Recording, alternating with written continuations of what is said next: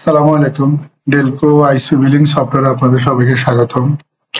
এই ভিডিওতে আমরা যে বিষয়টা নিয়ে আলোচনা করব সেটা হচ্ছে যে এসএমএস সেটআপ অপশনে গিয়ে আপনারা কিভাবে হচ্ছে যে ক্লায়েন্টের কাছে যে এসএমএস পাঠান তার টেমপ্লেটটা কিভাবে তৈরি করবেন বা ওখানে মডিফাইটা কিভাবে করবেন। তো এটার জন্য যেটা করতে হবে, সফটওয়্যার সবার প্রথমে সফটওয়্যার লগ ইন করতে হবে। লগ ইন করার পর উপরে নিচে সেটিং অপশন আছে, সেটিং থেকে আমরা এসএমএস সেটআপ এই মেনুর মধ্যে যাব।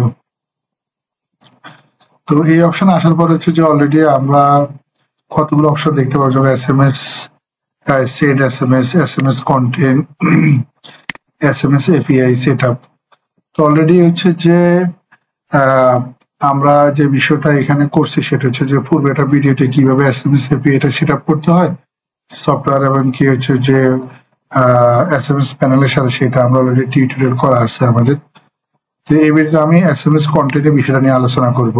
তো এই অপশনে যে বিষয়টা হয় সেটা হচ্ছে যে আমরা এখানে বিভিন্ন ট্যাবলেট রাখছি, যে ট্যাবলেটগুলো আপনাদের ব্যবসায়িকভাবে সুবিধা হয়। যেমন নতুন ক্লায়েন্ট যদি তৈরি করে তখন তাকে নিউ ক্লায়েন্টে একটা ওয়েলকাম মেসেজ দেওয়া, ইনভয়েসের এসএমএস দেওয়া, যে জিনিসটা 72 ঘন্টা আগে এসএমএস অটো যায়।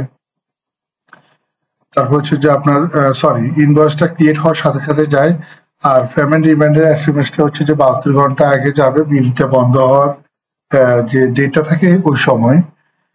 পেমেন্ট কনফার্মেশন এসএমএসটা হচ্ছে যে যখন ক্লায়েন্ট হচ্ছে যে আপনার বিল রিসিভ করবেন, তার কাছ থেকে যখন বিলটা আপনি নেবেন তখন তার কাছে একটা এসএমএস যাওয়া।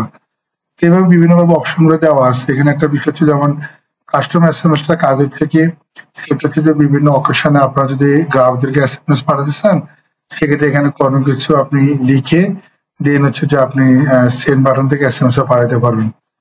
এখানে ট্যাবলেট গুলো হচ্ছে যে আপনার ইংলিশে হচ্ছে যে ইংলিশ এসএমএস যদি আপনি ব্যবহার করেন সেক্ষেত্রে 169 ক্যারেক্টার হচ্ছে যে একটা এসএমএস, বাংলাতে শুধু হচ্ছে যে 69 ক্যারেক্টারে বা 70 ক্যারেক্টারে একটা এসএমএস কাউন্ট করে। আরেকটা বিষয় হচ্ছে এখানে যদি কোনো টেমপ্লেট আপনার এসএমএস গ্রাহকের কাছে না দিতে চান তাহলে সেখানে যে জিনিসটা করতে হবে যে আপনি বলেন যে ইনভয়েস ক্রিয়েটের এসএমএসটা গ্রাহককে দিবেন না, তখন এটা আপনি ব্ল্যাঙ্ক রাখলেই হবে, ব্ল্যাঙ্ক রেখে আপডেট করে রাখলেই হবে, তখন গ্রাহকের কাছে এসএমএসটা যাবে না। আর যদি আপনার এখানে কন্টেন্ট থাকে তাহলে হচ্ছে দেখেন যে কন্টেন্টে থাকুক অবশ্যই কিন্তু গ্রাহক তার এসএমএসটা পাবে। এখানে এখন হচ্ছে যে ম্যানুয়ালি এসএমএসটা কিভাবে পাঠাবেন। মনে করেন যে আপনি এই গ্রাহকদেরকে অলরেডি সিস্টেম থেকে অটো এসএমএস গ্রাহক কাছে পৌঁছানো হলো বা সেন্ড করছেন, আবার যদি এসএমএস পাঠাইতে তখন হচ্ছে আপনি এটা সিলেক্ট করলেন, করে আপনার পছন্দের টেমপ্লেটটা সিলেক্ট করে সেন্ড বাটনে ক্লিক করলে গ্রাহকের কাছে এসএমএস চলে যাবে।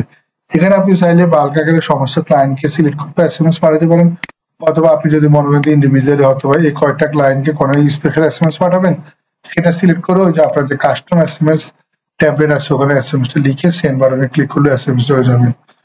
তো আজকের ভিডিও এতটুকু, আশা করি এসএমএস সেটআপ অপশন থেকে কিভাবে আপনারা এসএমএস কন্টেন্টটা সেট আপ করবেন আশা করি বুঝতে পারছেন। ধন্যবাদ সবাইকে।